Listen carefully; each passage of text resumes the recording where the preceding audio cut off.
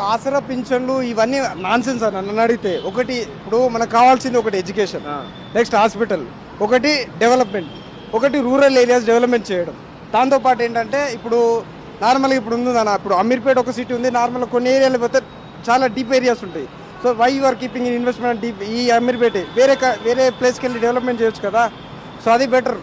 So నేను కోరుకుంది ఒకటే, యాజ్ ఎడ్యుకేటెడ్గా ఒకటి ఎడ్యుకేషన్, ఫ్రీ ఎడ్యుకేషన్ ఉండాలి, ఒకటి హాస్పిటల్ ఏ రోగమైనా ఫ్రీగా ఉండాలి, తర్వాత అడ్మినిస్ట్రేషన్, కలెక్టర్ కానీ ఎనీథింగ్ అడ్మినిస్ట్రేషన్, గవర్నమెంట్ ఎవ్రీథింగ్ అనేది పాసిబుల్ ఉండాలి. ఇది నేను కోరుకుంది.